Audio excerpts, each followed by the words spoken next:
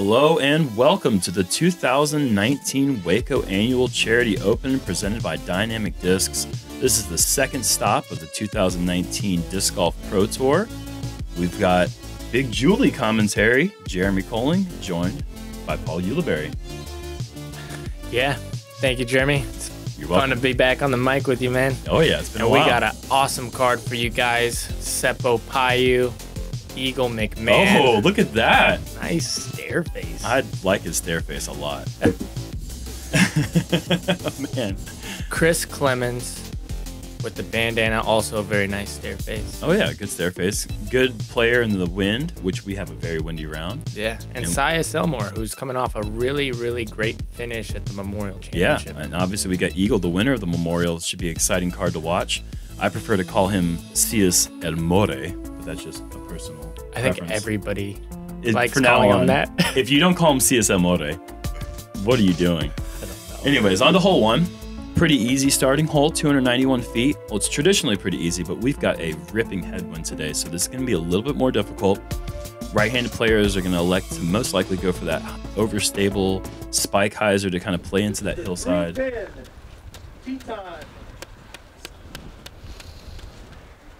Yeah, you have a few options on this one as well. By Dynamic Discs.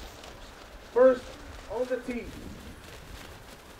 representing Finland, Seppo Paju. Seppo Like I was saying, Paju, yeah, or you have- Paju, depending on what part of Texas you're from. He's going to elect to go for this straight shot. Seppo is a very technical and very skilled straight disc thrower. He's just going to elect to play that through the headwind with that straight mid-range. Oh, and catching that upper Park Designs wall there, keeping him Next on the inbounds. pad, representing Good shot. Disc Very Mania. nice shot. You have different options as well. You can go high hyzer to the right. Down the middle, in my opinion, is a super tricky technical line. If you hit early, basically a re-tee. Yeah, if you hit any of that brush and you don't get past it, you are out of bounds. That whole trench there is out of bounds. And Eagle's lining up the FD3 hyzer here with the Grateful Dead die on it. Pretty sweet looking disc. And he goes for the Tombstone or Land Shark. Representing Team Dynamic I don't know Discs. which one. I didn't even know Land Shark was a thing. I like that a lot. Land shark? Yeah. I've never heard of that. Yep. I love that. Chris Clemons has a really tricky shot here for a lefty. He's going to go with the wide hyzer into a headwind with a left to right sloping hill. There's a lot of things he's contending with here. And Executed perfectly. yep, he's going to have a slightly tricky putt. That rough Representing does grow MVP, over into the Sias inbounds area. Elmore. I expect that. They didn't call him Sias Elmore. It should have. Looks like he's lining up the straight shot as well. Brand new member of Team MVP this year. Obviously with an incredible inaugural event in 2019. Just did great things at the Memorial. Good starting shot right there down the middle, leaving him about 15 feet. But as you can see, Chris is kind of has a tricky putt. Yeah, that was a good call.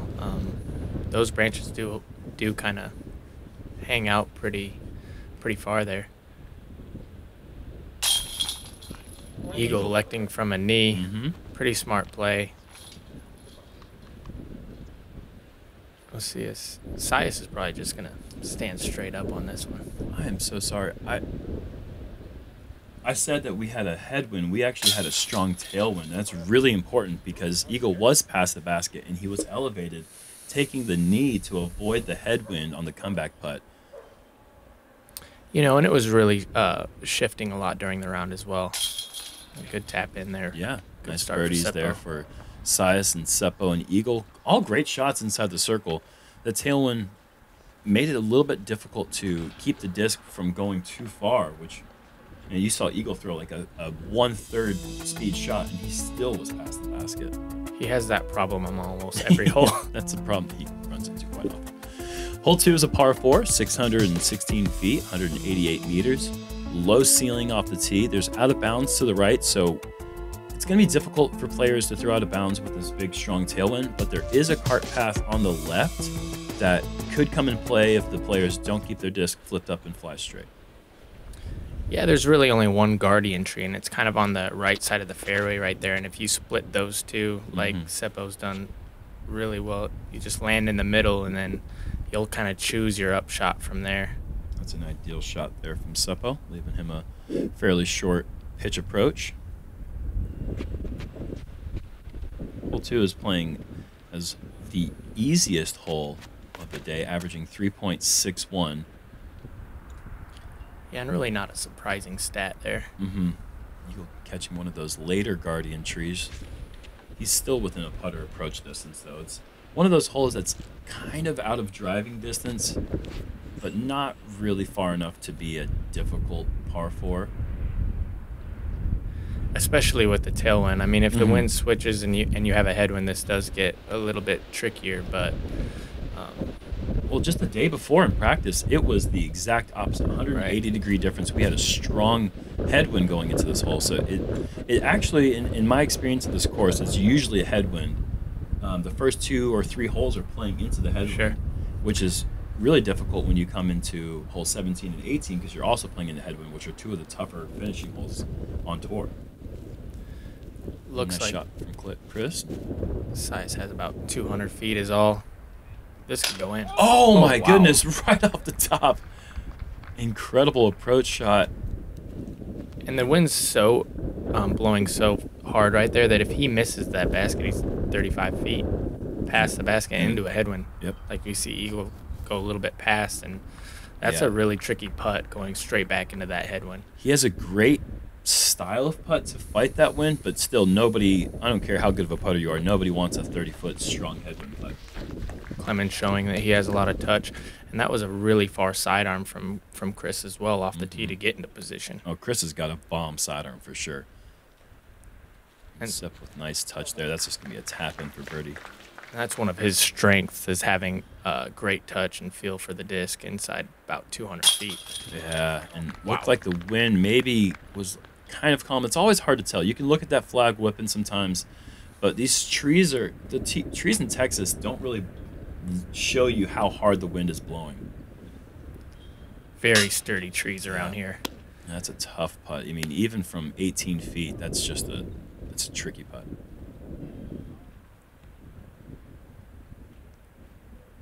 Chris with a nice layup to the tailwind side of the basket, something that the players, when they're in the open holes, are going to be looking to do as much as possible. This course is really interesting because it's divided 9 open holes and 9 wooded holes. It's just a perfect split, half and half. Absolutely. Sias cleaning up his par there. Seppo and Eagle off to a 2-under start. Hole 3 is 294 feet straight ahead. There's several different options. There's 2 different hyzer sidearm routes. There's a dead straight route, and there's 2 different hyzer backhand routes. Just the difficult thing, obviously, we got the wind to contend with and the elevated basket, which always makes things tricky. Other than that, it's a pretty straightforward hole. Looks like Seppo's lining up mid-range, possibly. Drifting too far right. That tailwind just did not allow the disc to catch that hyzer angle, just pushed it out. That is a really hard putt to go for from 50 feet. Yeah.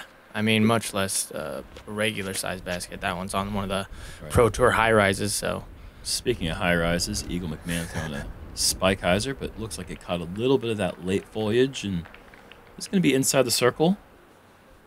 Tailwind 28-footer coming up. Chris going to show off that very skilled sidearm that he has. Oh, yeah. Oh, and gets a little bit denied by that tree, but that should be circle as well. Yeah, that's right around where Eagle landed. Be 2 putts from that area. Sias as well is out-driven the hole by quite a bit. Didn't need that roll either. He's going to have about a 50-foot headwind, elevated basket putt. Seppo graphic 44. I think I'm going to give him more than that. Yeah. It's kind of a half bit. I don't think he was really trying to get that too much of a run. One of those where if it catches the wind just right, maybe. Oh, Sias does give that a run. Didn't leave him too much in the comebacker. It was a nice little bid from that distance.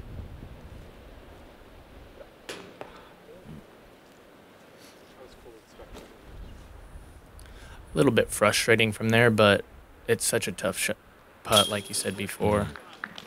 Eagle makes good from there, but that is not an easy putt by any means. I think Eagle's slowly developing one of the best putts in the wind. I think that, I mean, we give him a lot of credit for his distance, but I mean, if you don't give enough credit for his putt, then you haven't been paying attention. He's been putting incredibly well for the last couple seasons. But he has a very level putt. Yep. He doesn't expose the nose up or down, which is the greatest way to penetrate through the wind. And you see that when he's playing in high wind situations.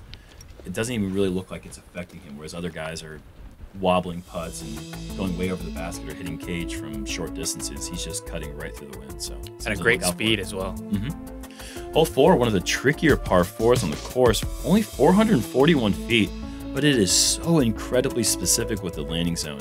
If you do not get around that big tree at the corner and those two tiny ones in the middle, it's really difficult to get creative onto this approach, which there is water and a downslope behind the green. So there's just a lot of things to address on this hole.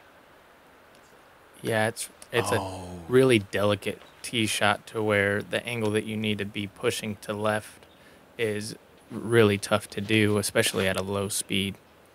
Seppo, this needs to get left. This is looking really nice. Is it far enough? I think it is. That is a great shot off the tee. Anything that you can see that's in the fairway is phenomenal. Chris, though, on the turnover. That's beautiful. Wow. Oh, my gosh. Jill kind of gets rocked there with some sort of root. Honestly, that could have been a good break because I think it might have been going a little too straight for that guardian tree. Okay. And being as far back as he is, he might actually have a shot to get around the corner. And Sias just a little bit too tight. And you can see Eagles having to scramble. A really nice shot from there to put him probably in jump putt range just to approach for an easy 4. You really can't attack this pin if you're right side of the fairway. You have to be on the left.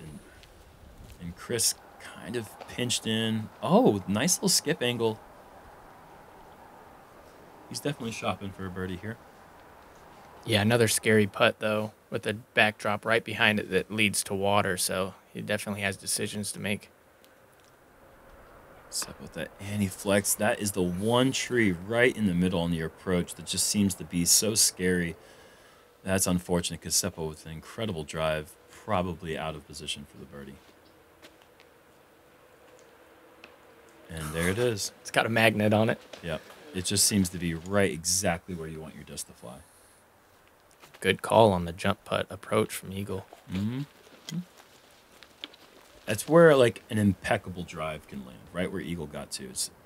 You can see drives get into circle too. With a sidearm turnover or a lefty backhand, you can get the flex and get the full flight all the way up there, but it just takes the perfect shot.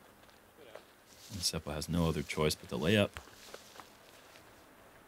And this is a birdie run for Chris here. Oh, look at that. And you can see from the emotion after that was very difficult with a lot of trouble right behind the basket. He airballs that. He could go down the hill and maybe even go in the water. Oh, wow. Oh, hold on. He's even laughing. The feeling of a good disc is that it's not too stiff, it's not too soft, it has a good grip. Just the overall feel of the disc is something I really look for.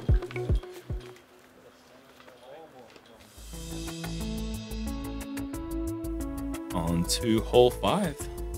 Straight up the hill, 264 feet, with incredibly difficult rough. Any shots that kick off the fairway are almost doomed and destined for a bogey. But if you execute a straight shot up the hill, maybe hit this little dirt patch and get a little skip up the hill, you'll be rewarded with a nice putt for 2. Yeah, stepping on the tee, you feel like it's almost a must get because it's right there in front of you. But like you said, one minor mistake and you can be searching for a bogey very fast. Even that could get sucked into the left, but it looks like it flipped up really nice. Yeah. He's up on top of the plateau with pretty hard. I'm guessing he threw either a mid-range or maybe probably not a putter. I don't know. It's hard to say. Seemed like it was really flippy, though. Mm-hmm. It's a nice shot. Eagle pushing that right side, just getting by. Gonna skip up the hill. That's gonna be just inside the circle, I'm guessing.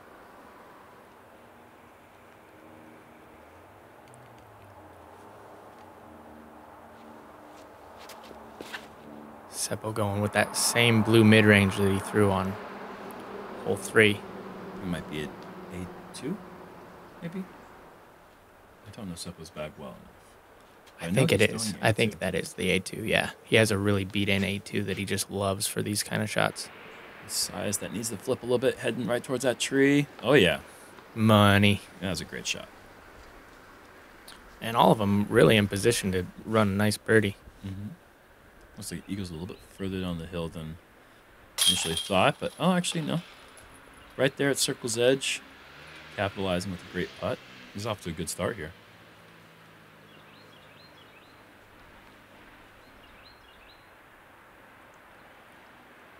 Seppo from a similar distance. Oh, that's perfect. Really nice speed on that one. Had no choice but to go in the bottom of the basket there.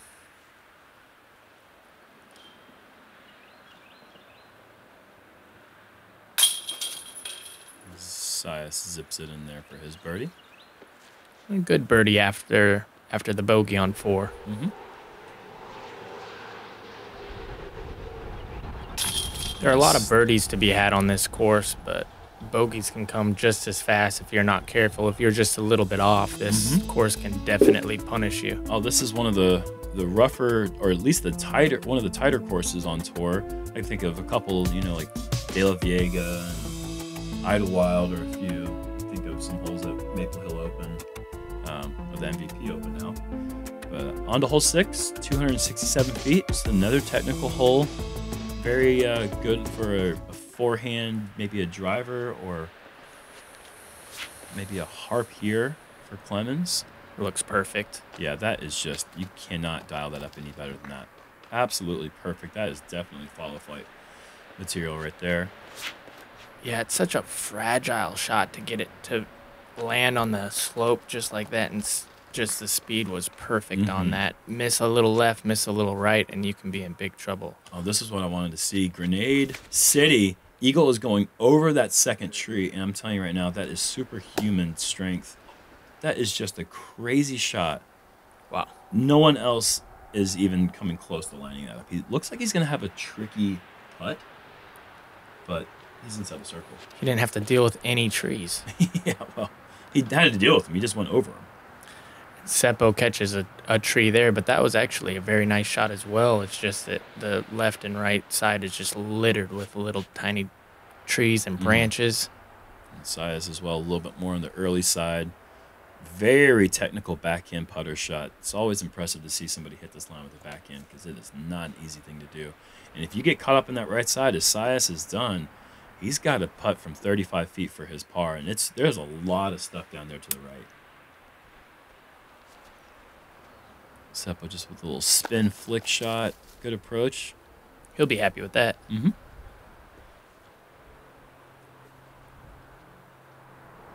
And Sias is going to have to settle for a bogey at best here.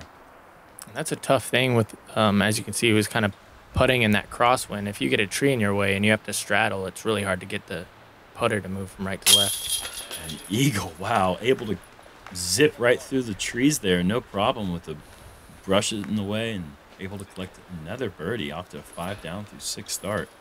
Yeah, and to go back to your point about how much touch he has with his putter, with his speed control, he was even able to juice it up a little bit through that branch, and that just shows you the spin control that he has with his putt right now. It's phenomenal. Good putt from Seppo as well.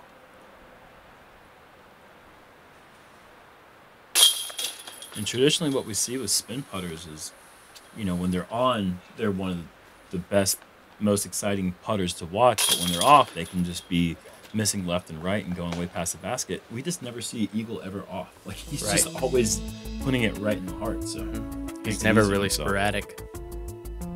Hole 7, a short, drivable par 4, 462 feet. I don't know if I really think it's 462 feet.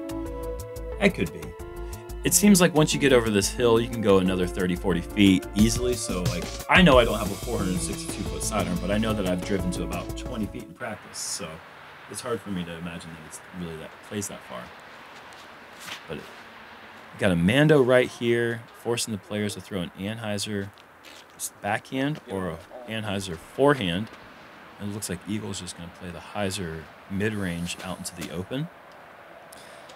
And Clemons landed on the edge of the fairway, which is good. Anything into the rough, you're almost drawn dead. Mm-hmm. Sep just needs to get around that. The kick to the right, Like and that's you're saying right there. Yeah, that's drawn dead. He's not gonna. I don't think he'll have a chance to get up and down for the bird.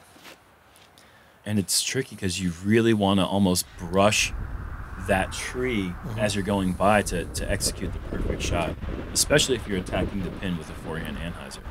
Sure, like Sias here barely got out of the gap, but he still has a manageable shot to get up and down, and he's only throwing mid-range from there. Ooh, actually. Seppo's kind of rewarded with a not so difficult shot. A2. And he makes those kind of shots look easier than almost anybody. He's so good with that nose-up Anheuser. And he makes me look like a bad commentator as well. Well, you've got your highlight reel, dude. You're good. There's no way we could have known that he just got the perfect landing. Eagle with a good approach there. And Chris is almost in that zone where he can run that little backside hillside to stop his approach. And so we got 4 players up here putting for birdie. Look how high that looks from down here. Yeah, that's awesome. Good putt there from Sias. Mr. Elmore with the bogey birdie. He's kind of got the up and down thing going on right now, but gets a nice fist bump too from Seppo. The Finnish phenom. That he is.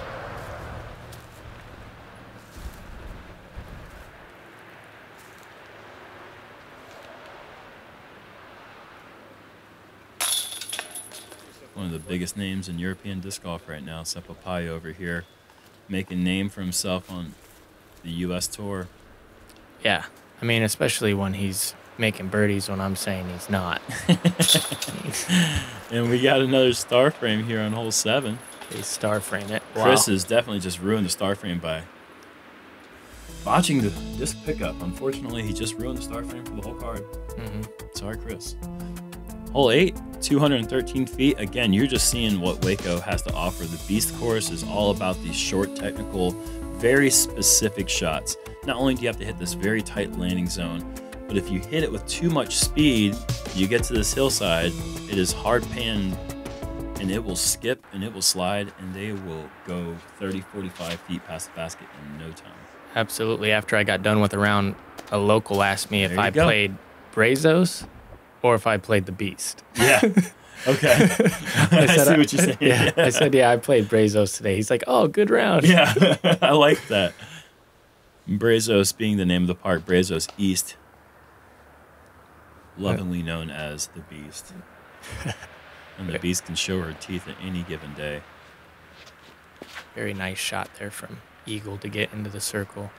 And that's just so impressive. Anytime anybody takes a backhand putter line on that left side of the fairway and doesn't draw contact with a tree, I'm always in awe. And we got 3 players who did just that, and they're all going to be inside the circle, slightly death putt.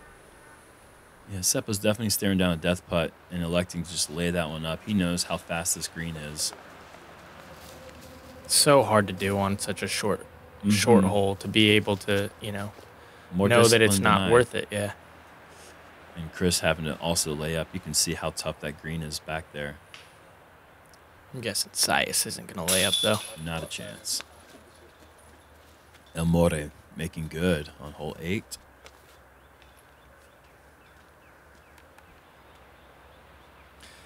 And Sias is battling right now. Oh, and it Interesting. ramped around. Yeah, landing on his interesting back. flop out. And look at that. He's got a little bit of a challenging putt for his par, but makes good there. But yeah, you don't typically see the flip upside down, toilet bowl, roll down the hill. Yeah. Interesting technique. And as we have a little check-in, Paul, you are doing things. Looks down like to it. 7. Good for him. Good for him. Good for you. And I'm right behind you at 6 down through 6. We got a little commentator battle going on here. Ooh. See who can prevail. On to hole 9, 519-foot par 5. Not many times are you going to see a 500-foot hole come in as a par 5, but hole 9 of the Beast. Really difficult hole. Very incredibly specific tee shot. So hard to throw anything other than the backhand flip up. And then to get to the perfect shot all the way to the bottom, leave you a little bit of a look. Maybe 180 feet left. Wow, that is so good. And you can see Sias is right there by that 200-foot marker. And from that angle, he should have an attacking shot to the green. Sure, so it's interesting. Once you get to the bottom, it's very attackable, but you have to have almost both shots. You have to have sidearm and backhand combo in order to really have a great shot at attacking this green for eagle. And that was a great shot there from Chris.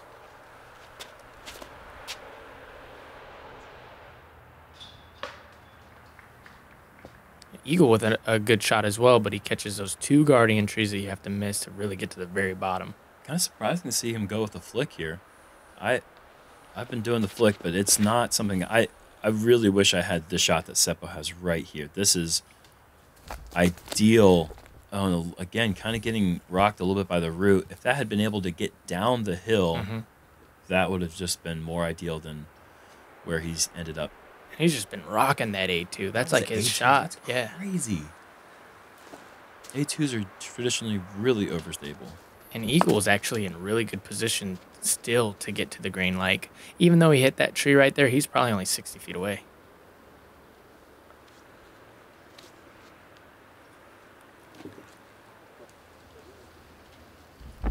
Very difficult shot. A little technical forehand Anheuser. What's super demanding about this hole, and I think why it is a par 5, because if you hit early off the tee, which none of these guys did, but if you do hit early, it is so hard to manufacture any sort of shot that's going to get you to go forward. And Seppo having to go with a trick Anheuser. Cut Anheuser, try to maybe land with a roller, roll through the trees up to the green. Kind of having to get creative with that unfortunate lie after the great tee shot. Yeah, I was scared for him because I did it last year and my roller got stuck on in the tree. Yeah, we had to get a slingshot out and we went through an entire case of marbles trying to get that disc down. Never came down. And I never gave you your marbles back. Never gave my marbles back. Oh wow! Oh my god! A2. That is a disc of wonders. Oh my goodness! An incredible effort from Seppo for the eagle.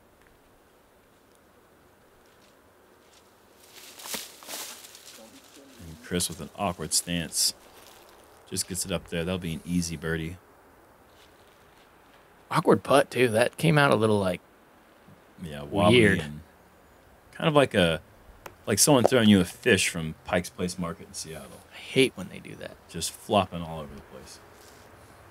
But if you get birdie afterwards, you're happy about it. You get a birdie and a fish at the same time. Eagle with a nice putt. That is going to be... Pretty sure that was 4 shots. 4 shots, yeah. 4 shots.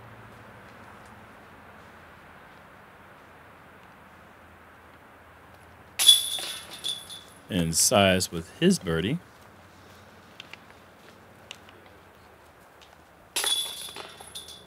Birdie for Chris, and that will be the 4th star frame for the card on the front 9. There were 6 Eagles: Matt Dollar, Colton Montgomery, Emerson Keith, David Christie, and then you and me on the front 9. Ooh, still battling. Still battling. Paul Ulibarri with the 9 under front 9, leading the way, killing it.